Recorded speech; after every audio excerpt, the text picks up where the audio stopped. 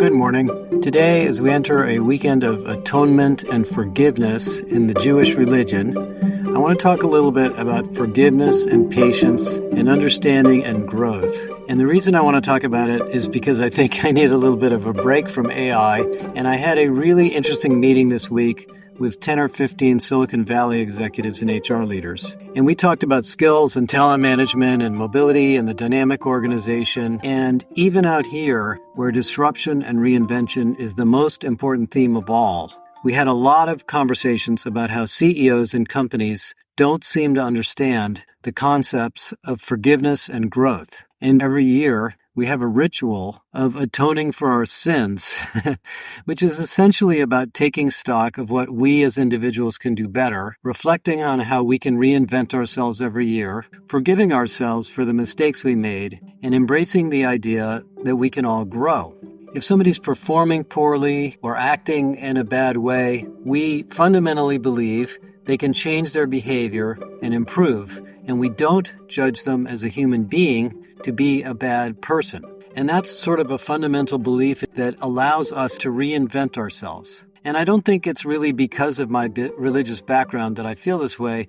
I think it's because of my business experience, because I really think this is also true in the business world, where every new project or product or service or reorganization or manager or activity that we embark on encourages people to stretch themselves to learn to do something new. Now, the reason that I'm bringing this up at all is that we've been through this sort of hurricane of interest in skills. And actually, I've been really frustrated, and I've made the comment many times that I think the skills-based organization is really disrespectful to the fact that human beings are complex. And the idea that we're going to judge or evaluate somebody based on their skills is really not in keeping with the whole idea of a growth mindset or the whole idea of employee development or the whole idea of forgiveness and understanding. Because we can learn new skills. Everybody can learn new skills. It takes time, sometimes a long time, to develop deep skills. In fact, many of us are working on our skills our entire years, our entire life. I mean, I am constantly learning new things and challenging myself to be better at the things that I do. And I mean every single day. I observe my behavior as the leader. I think about my research and writing and consulting, and I think about my speaking capabilities and my communication capabilities. I'm always looking at others for tips and asking people for advice. And that's the kind of behavior that I believe creates incredibly high-performing companies. And, matched with that mentality is the mentality of challenging people, holding people accountable, creating a meritocracy where performance is rewarded. But we don't judge people based on their performance as human beings. We judge them based on their results. And then, of course, we give them coaching and opportunities to improve. And if they don't improve, for some reason, maybe they're in the wrong job, maybe they're in the wrong company, or maybe there's something else going on in their life, and we give them that feedback and we support them as they make decisions to do things differently. Now, let me go back to this idea of leadership. I meet a lot of leaders in briefings and various advisory things we do. And one of the things that comes up all the time in blogs and articles and Fortune magazine and others and profiles of leaders is that being a leader is a journey. Not only is it a completely different job from being an individual contributor, but it is ultimately challenging in an infinite number of ways. Leaders are responsible for business growth and stock price and investors. They're responsible for operations and functions and metrics and performance and projects and selecting people for leadership, developing people, holding people accountable, taking people out of roles when they're not performing well, training people, supporting people, organizing people, employee engagement, retention, culture, goodwill, long-term thinking, competitive decisions, there's just a lot to do.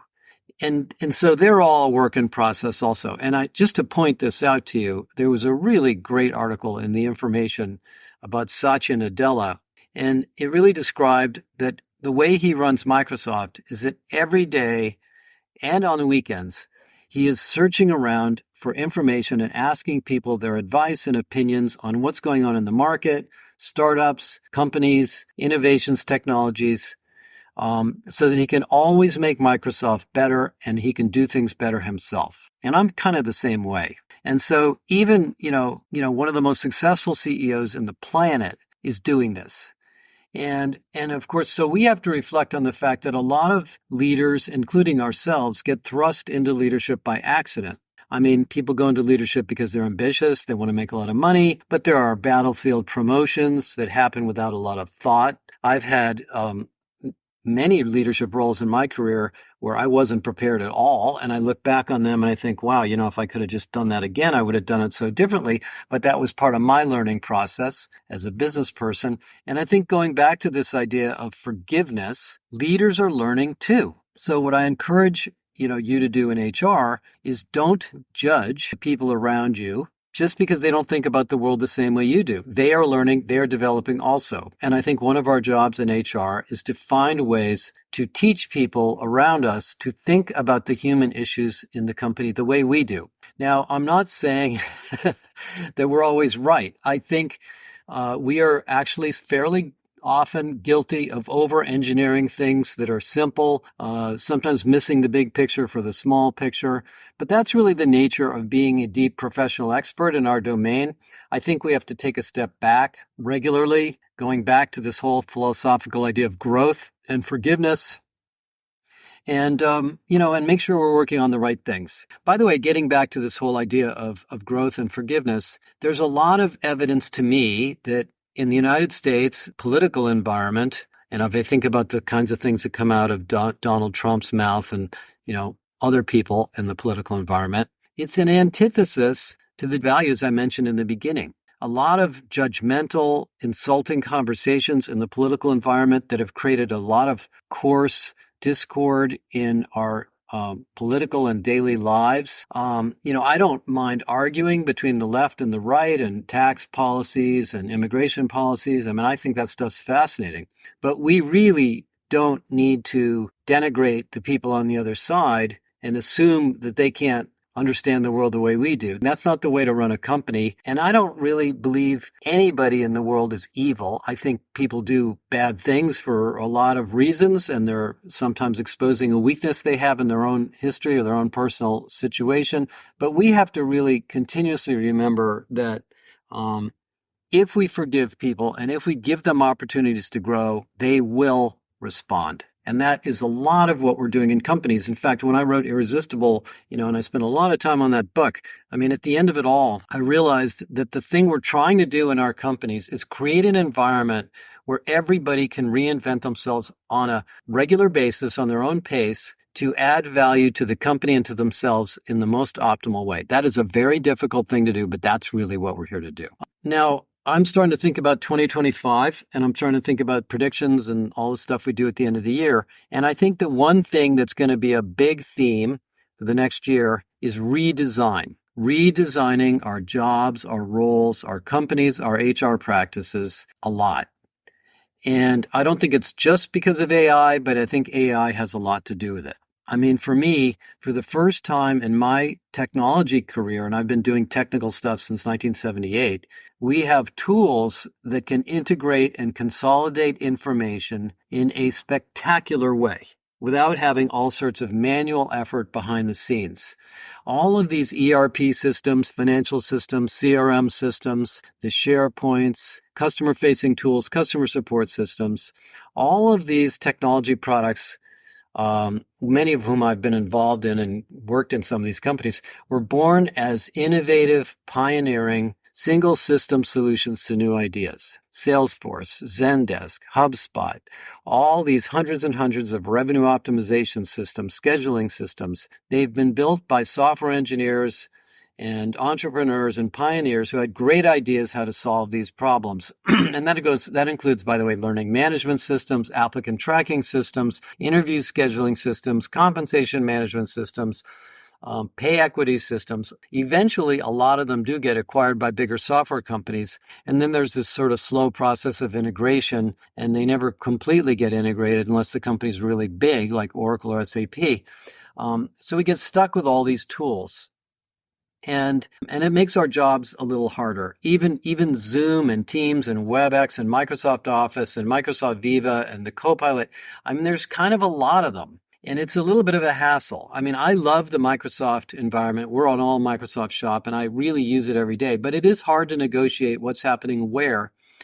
What is the Copilot doing? What's Teams doing? What's Outlook doing? What's Viva doing? And so forth. But I do believe next year AI is going to clean a lot of this up because I know this. Tools like Galileo, tools like the Copilot, tools like Joule, tools like the Workday Assistant are going to become single point systems that can integrate back-end and multiple sources of data.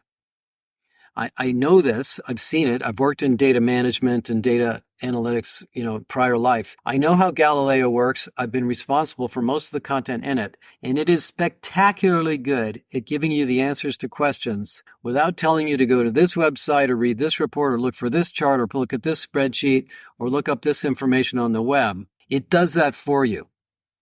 And it does it in an intelligent way because it is a vertically specialized AI system. And by the way, let me make a comment on that.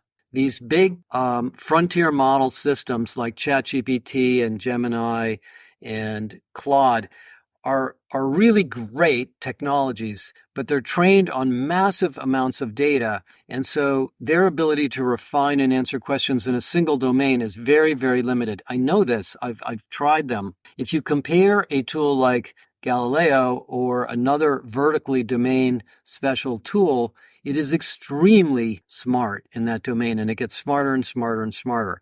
And so and by the way, the Copilot is sort of that equivalent in the Microsoft graph.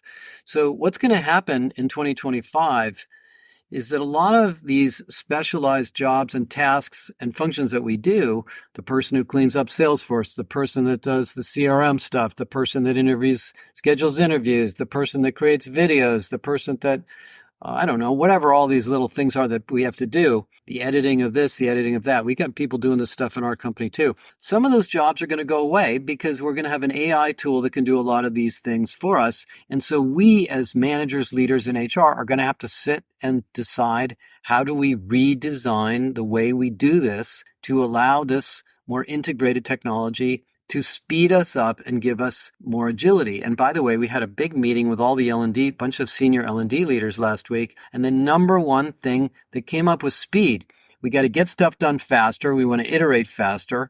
We can't take 3 months or 6 months to build stuff because we don't have time to improve it and iterate on it. So I think this idea of redesign of our jobs and our work and our roles is going to be a really interesting issue for 2025. And given that the fertility rate is low and there really is a fertility crisis and we have very low unemployment, we can't just hire more people to grow our companies. Now, you can call this productivity if you want. Productivity is kind of a, loaded word, but I think there's just some fundamental ideas here of simplification and redesign. A couple of the CHROs I talked to this week, mentioned to me they were working with consulting firms and they were using these generic tools like Fathom to tell them, 40% of the jobs in this group can be automated, 30% of the jobs in this group can be automated. And I said, I don't want to be negative, but I don't think that's really the best way to do this. I don't think you can predict from some consultant what can be automated by AI at this point. There will be a lot of automatic things that will become common. But I think right now, this is up to your imagination and your business and your priorities on where you apply AI. The vendors will show you all sorts of examples. So we will certainly show you many examples with Galileo. But rather than the vendor telling you based on their tool what they think you should do, the way to redesign and reinvent is to take a step back and look at what your company's problems are. What are the things that you believe in HR or in the other business areas you support are holding you back? And prioritize them as a leadership team. And you're going to have some time over the holidays to work on this as a group. And then come back in 2025 and say, okay, given these glitchy areas where we operate, now let's look at the AI opportunities or other automation and agentic opportunities we have to make this better. And the vendors are there. They're moving very fast. I'd say we're in the second or third inning of AI starting to add a lot of value. And most of the bigger vendors and the ones that I work with are looking for clients to partner with on specific situations. The way we do it with Galileo is in our enterprise versions, the clients come to us and they talk to us about what they're trying to do, and we show them and we actually work on solutions with Galileo with them. We don't expect them to figure it out on their own, although they oftentimes do. So I would suggest that over the next couple of months, late this year, next year, when you all get together as leadership teams, you sit down and just prioritize for this coming year, where do we want to focus? What are the 4 or 5 things that are really high priority opportunity areas? By the way, one of them is going to be L&D. I can guarantee you next year, you're going to really want to clean up the L&D function, and you're going to want to do some things to speed things up there. I can guarantee you there's going to be some work in talent acquisition. There's so many areas of opportunity to improve processes there. You're going to want to talk about employee mobility. You're probably going to want to talk about succession and not just skills development, but skills transparency.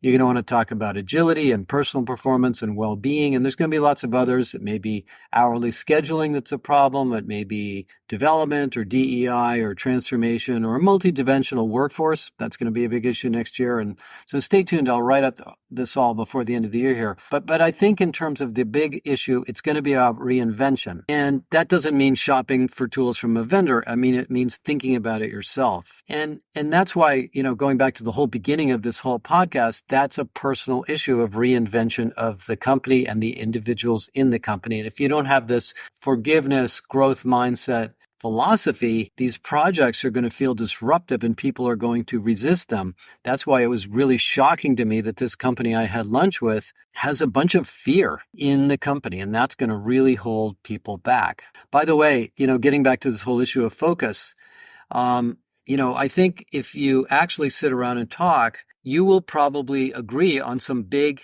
problems that need to be fixed. Yesterday, to just give an example, I had a meeting with a bunch of people in our company about something that I didn't think was working correctly.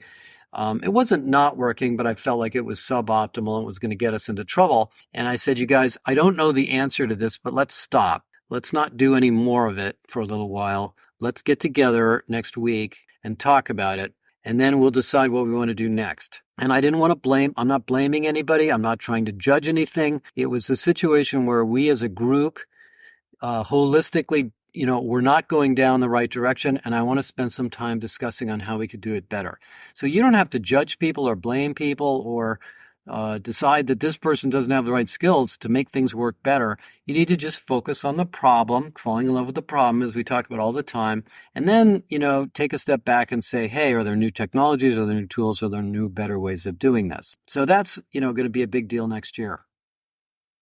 Now, going back to the beginning of the conversation and thinking a little bit about where we started, I think next year you're going to be a lot of reinvention of people. You're going to be forgiving people. You're going to be teaching people. You're going to be giving people new roles. And you're going to be asking people and expecting people to reinvent themselves. I mean, AI is a little bit intimidating. It was funny at this lunch, a whole bunch of people kept asking me, what should our AI strategy be? And I almost felt like saying, well, you tell me what it should be, because I'm not going to tell you. The tools that you now have are really, really cool. Most of you probably know we had a big launch this week of Galileo Pro. Hundreds of people have purchased it the first 2 days. We're adding all sorts of new content and capabilities to it. And the reason I think that we're capable of doing this is we're always learning ourselves. So a lot of the theme going forward, going back to the very beginning of this podcast, is learning, forgiveness, growth, development, and not judging people as we move into the coming year. So I'm off to Europe over the weekend. I'm going to be at Unleash. We're going to spend some time with Sana. I will come back next week and tell you even more about what's going on in AI. We have some really spectacular things to share with you on learning and development and academies and Galileo. I just wanted to give you some sort of higher level philosophical things to think about during the weekend. And I hope you have a nice weekend. And I look forward to talking to you all next week. And those of you that are in Europe, I'll see you in Paris. Thanks, everybody.